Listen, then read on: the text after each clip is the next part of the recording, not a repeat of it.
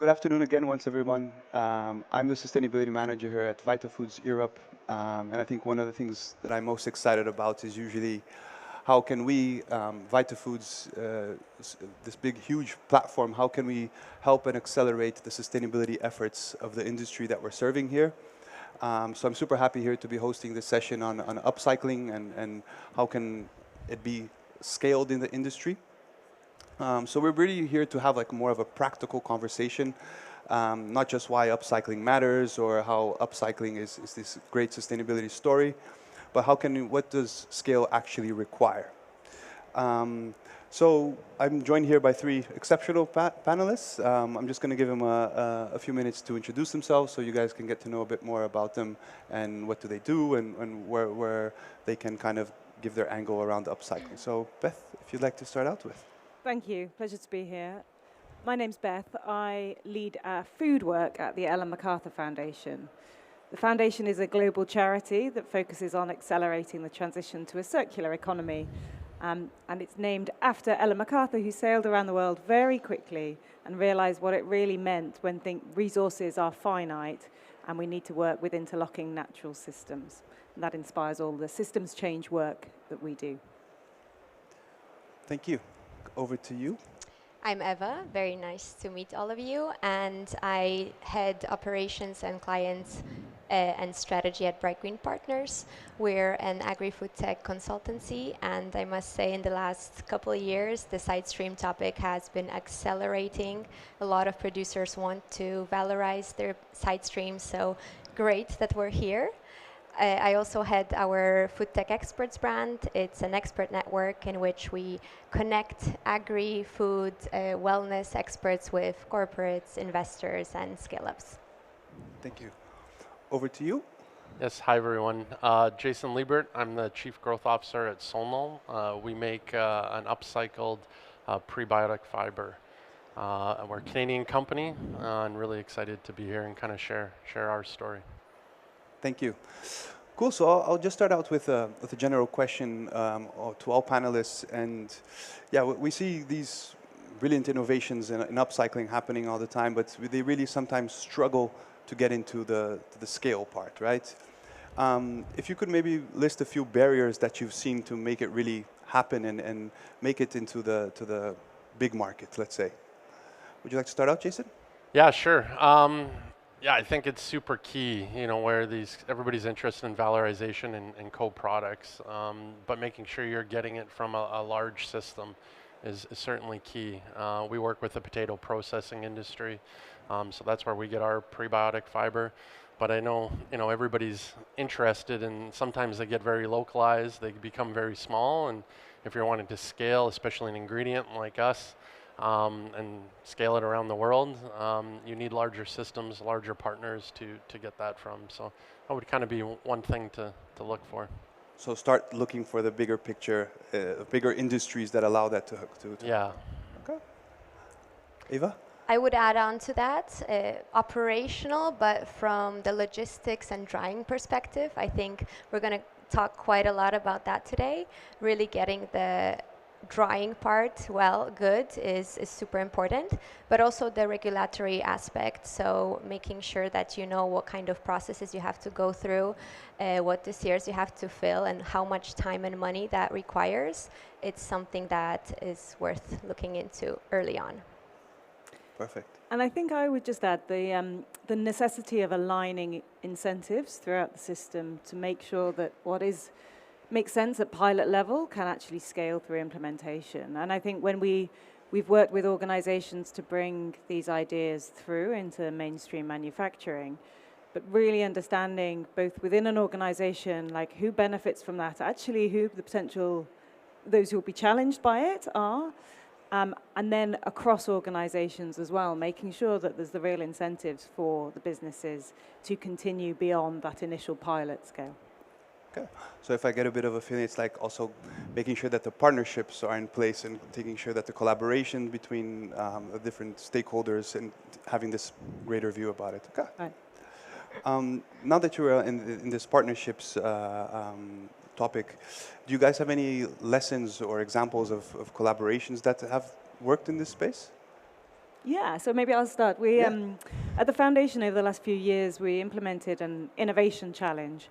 And we essentially said to companies, big and small, globally, come and join this idea, this concept for a challenge that we have, and see whether you can take some of our tools, take some of our systems thinking, and actually create viable products that land on shelf. And I'm delighted we had nearly 60 companies and 140 products that were successful in this. Nearly half included upcycled ingredients. And the whole premise of the challenge was around when we design food products, very seldom are we thinking about actually what nature needs or what ecosystems need within our demand for ingredients. And so one of the tools that we gave to the organizations as well was a platform just to enable collaboration. So to say, you know, I've got these ingredients or I'm interested in this product, what do you have? And we saw a lot of collaborations actually come up from quite a simple platform of people just realizing that these ingredients are available, that actually perhaps an ingredient, a particular side stream is a good alternative ingredient for a particular product. And so sometimes the solutions, I think, can be quite simple, but they are about those points of connection. Eva, do you have anything to add on the partnership Yes, I side? like a good turnaround story. So Upcycled Food Inc., maybe some of you know about it. It was called Regrained some time ago. It started off being a B2C brand, actually, for a decade. They were selling snacks, flour, but it did not work at all. There was nothing coming from the market for it.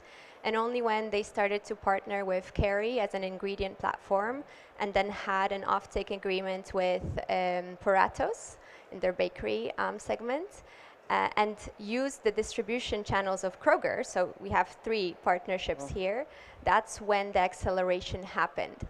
So I see a lesson here that upcyclers are sometimes better off actually selling ingredients to existing CPG infrastructure rather than essentially competing with brands that already have the shelves secured, right?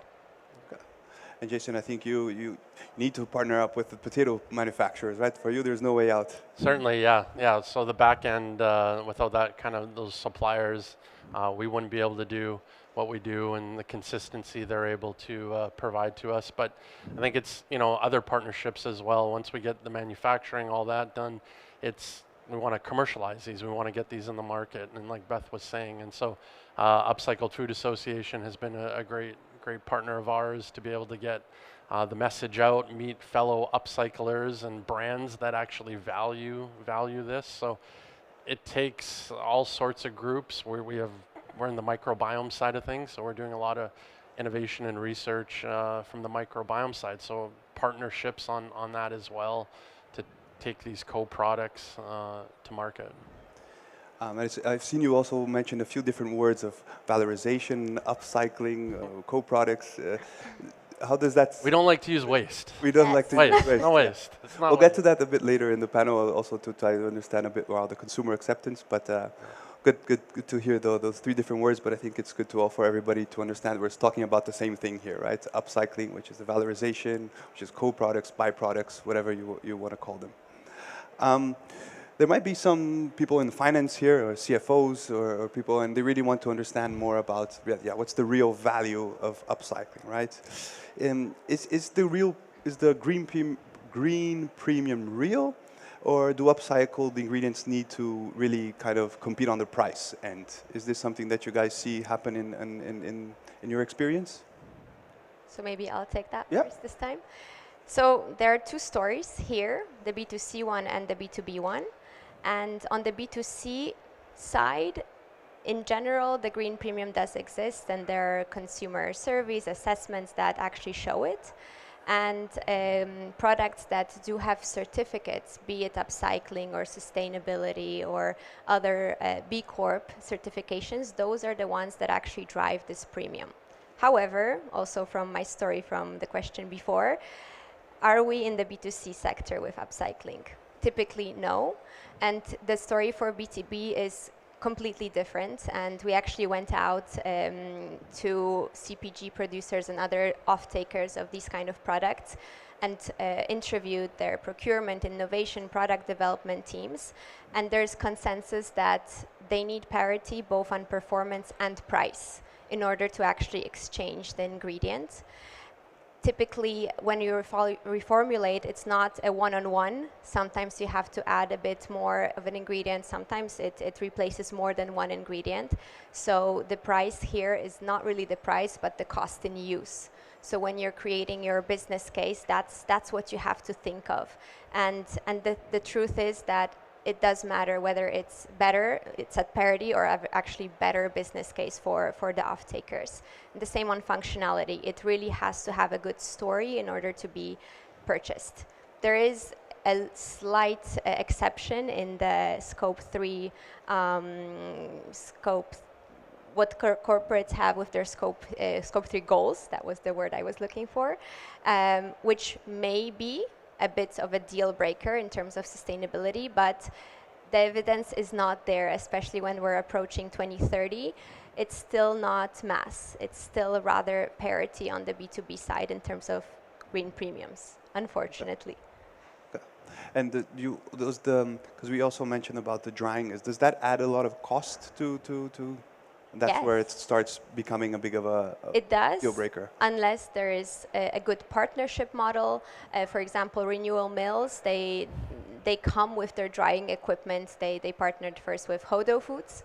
They are doing okra from soy. And they came in a partnership with their drying equipment. Evergrain with AB InBev, that's a vertical collaboration. That's when drying makes sense. The margin actually comes from where you're at the value ladder. So essentially you're coming from, for example, selling as feed, barley as feed to cattle, that's cents for a kilogram. If you turn into an ingredient, that's more like 10-fold, 100-fold, 500-fold sometimes, because you're selling to sports nutrition. And that's where the value comes from rather than a premium. Mm-hmm. And also from cascading. So IFF is actually a good example here. They have a citrus program. They have hundreds, thousand tons of citrus peel every year. And they're not producing one product. It's a cascade of products built on the byproducts of the previous one. So it's essential oils and now flavors and fiber even. So you see there's a lot of different products coming from one side stream, essentially. Yeah, that's good to see. And Beth, do you have anything on the green premium? Was that something that you've seen in the Big Fruit Redesign Challenge? Yeah, but I think we heard, from the last panel that people buy on taste and to repeat purchase, has to taste. There's a definite hierarchy, and I think it's where we position sustainability. It's that and it does this, yeah. And I think that's really important just to recognise. What we have been able to show, though, through the work that we've done, is that by making quite simple, different design choices, you can have an outsized impact actually across your carbon footprint, but importantly for biodiversity, water, soil health. And these kind of things become more tangible. So soil health, for example, we had worked with some companies who then were actually doing audio recordings of what the soil sounded like what worms in the soil, in healthy soil sounds like. That was becoming more healthy as a result of the work that they were doing with their suppliers. And these kind of stories do translate more, I think, on that green premium point. Yeah, I would just add, I agree, sustainability is maybe on the third. Yep. Price, taste. I think with tariffs and supply chains and all that are complicated right now, isn't helping the sustainability movement. We see a lot on the food side, at least in North America. Solno was one of the first upcycled ingredients to get certified, so we were part of the Upcycled Food Association when they launched, I guess, 4 or 5 years ago. But we see it more on the food side. I'd love to see it happen more on the supplement side. Nutraceutical side. We're seeing probably the early adoption on the food side. Really, we have one brand out of our hundreds of brands we partner with.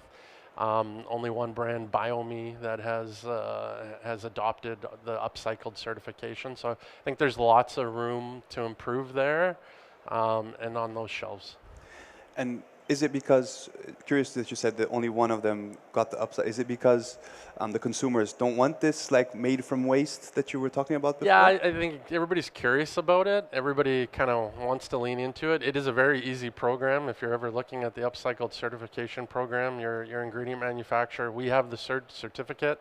We basically give it to them. They pay a fee, and off they go. So it is very quick. I think it's just there's so many certifications, right? FODMAP, gluten, organic, so what do you put on? You only have so much room on package, so you got to pick your spots. Okay. Beth, do you also have something to say about, let's say, this consumer acceptance of because I think the redesign challenge was mainly over to the consumer side, or was it also to the B2B? Yeah, it was, and you know that. I think when we were working with the consumers, it was very much through retailers. Kind of trusted or retailers we had a relationship with. And so what we enabled them to do is to select new products that had come through this challenge to place them on shelf.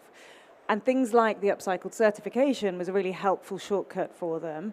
So even should it not be placed on pack, what it meant was that the retailer could understand what that brand was trying to do, what it was putting its values into, what it was investing in. And that meant something to cut through whether you're talking to buyers in retailers who have very, very little time. These kind of things do make a difference, but I think it comes within a wider package of kind of what the brand is, what the brand's values are and how it's marketing and talking about itself as well. Anything, Eva, you want to add anything to that?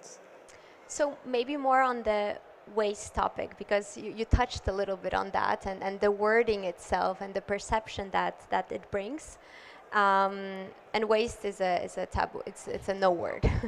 Absolutely not. And actually, byproduct is also something going into that category. So perception here is a lot. It means a lot, and positioning your brand in more in the light of upcycling and sustainability. That's something that we want to do, and underlining the functionality. Right. So what does, in cases of nutraceuticals, what do they actually do to you? What's the benefit that they bring, rather than saying, okay, it's made from waste? That won't work with consumers, B2C. So again, it's like one of the third or the fourth criteria. Exactly, yes. All right, and Eva, I would just also like to ask you, with your experience of speaking to these different clients, and how should companies evaluate which side stream they should be looking into? Which one they should pursue if they look at their side streams? It's a good question. I hope all producers ask that question. There are several things. First of all, concentration. So what's the actual composition of the side stream and the molecule that you're looking for? In an olive leaf, there may be a bit more concentration than in grape pomace, for example. The higher the concentration, the easier, theoretically, it is to extract. So the less it could cost. But there is always it depends. Then it is seasonality, for example. Again, grapes and olives, they won't be available all year long, while barley can be, or BSG, brewer's spent grain. So what does this mean for you? Do you have enough inventory? Will you have enough inventory throughout the year to cater for what you want to produce? Definitely the operational things that we've been discussing. So what could be the yield when you extract your molecules? What are the energy requirements for the drying, for instance, right? Do you have the right partnerships or machinery in place? And what is the extraction technology that you will use? There's so many already established ones, but there are also new upcoming ones that are only being tested. What are you going to go with? Regulation, I think we mentioned this quite a lot now, but it's coming back and back, because you may be creating a new and novel ingredient, and that requires sometimes years of going through regulatory processes, and it costs a lot of money. So it's definitely something to keep in mind. And yeah. And you also mentioned there, like in terms of the supply chain resilience, right? So are you able to maintain that input constantly throughout the year? By deciding to go for a byproduct, are you kind of creating a bit of let's say, risk into your supply chain by doing so? Would you classify it like that? Well, yes and no. It depends, as we consultants say. But in the short term, definitely there is this variability aspect and difficulty, right? But this can be engineered around variability, especially. So you can do different blends, and it just requires some time. But then in the long term, yes, there is potential for resilience, because essentially you're creating a different supply chain corridor. You can diversify geographically. So especially for nutraceuticals, a lot of these raw material, and the virgin ones, come from very specific places. Curcumin from India, cacao, coffee from some countries in South America, Africa as well, omega-3 as well, Peru, Chile. So you're either relying on certain regions, or you rely on the side streams that are produced in Europe, in the US. So you're not really substituting all of your inputs. That would be reckless. But you are diversifying your supply chain corridors. And maybe last thing, you're also hedging against price commodities and their spikes. 2024, was that 2 years ago? Cacao, I think some of us remember, the prices went significantly up. And yes, that will impact everyone down the stream, but if you're buying only raw material from the regions impacted, you will pay a higher price. But if you're relying on the producer that already have bought cacao in this case, then you're only relying on how much they will produce and process. So the price impact will be significantly lower. Jason, thank you. Thank you so much for it. I think that's really shows how, yeah, it can be a benefit and a challenge. Yes. But I think, Jason, you depend a lot on the seasonality of the potato industry, for example? Yeah, for us, that's not really an issue. It's going, goes around all year round kind of thing. So finding something that has that consistency, the stability to it. Allows you to be able to allows scale. us to kind of have product when our partners require it. So it's not potatoes are grown pretty much everywhere, That's so that right. allows you Yep. to, okay. Yeah, I think just we did a fair amount of work to really try and build out the business case for why we should design or think about food product design in a more holistic way. And the biggest rationale that Eva just touched on, but it was about reducing risk around commodity price spikes as we project forward. And so alongside that, there's a increasing, obviously, interest in producing those key ingredients in more regenerative systems. So investing back into the ecosystem, into the soil health. And whereas perhaps if we turn back 5 years ago, the rationale for doing that from the big players was about emissions, increasingly now it is about risk mitigation as well, because we're seeing that seeing the evidence pull forward that actually when you invest in the ecosystem and in the soil health, we can maintain yields in a changing climate. And so that's been a really interesting kind of piece or kind of foundation around the business case work that we've been doing. Alongside that, we picked up the regulatory, forward-coming regulatory requirements, and kind of new revenue potential as well with some of the ingredients. And it's not net new anymore, but things like brewers spent grain, there's still a £30 million opportunity there out to 2030. So some of these ingredients, at the minute they're cascading down the food waste hierarchy, but there's absolutely an opportunity and kind of a win-win-win situation by keeping them at higher nutritional value. And so we see there's still a huge amount within that business case framework that can be made. Do you have any examples of these hidden benefits that might be difficult to quantify or? Yeah, and I guess maybe if I just kind of switch the focus of the value chain back to farm level, because I think in my view, that's one of the more challenging areas. So increasingly, kind of at the retail end of the value chain, the retailers have got their handle on food loss and waste. I think there's some really interesting technology coming through in the manufacturing piece, and a lot of AI, kind of deploying AI to really see the amount of waste that perhaps comes through manufacturing. But at the farm level, we have most variability seasonally, but with perhaps pest damage. And we have kind of perhaps it's fair to say, the most time poor and resource poor actors. And so, when in a UK or European context, for example, when peas are grown in field, peas are very beneficial to soil health and ecosystems. But unless those peas are harvested within kind of a 24, 48-hour window from when they're at peak, they're no good as frozen peas. And so we waste an incredible amount just of peas, for example, within farmed contexts in Europe. If we can still harvest them and they go into products like, I don't know, like a soup or a stew, or we kind of create a category a bit around them as wrinkled peas, then immediately we're pulling some more demand through and we're adding value to both those farm systems, to the farmers, but there's just there's an untapped opportunity there as a new food category almost. And so we saw examples such of that, and a similar one was, we're getting increasing aphid damage in the UK against some bean crops, and that means that the beans then don't get the cosmetic grade to go into dried pulses. But again, if we can process them in a way that means that the aphid damage is not visible, they're still of human grade quality, we can do a lot to be reducing this food loss at farm level. Thank you.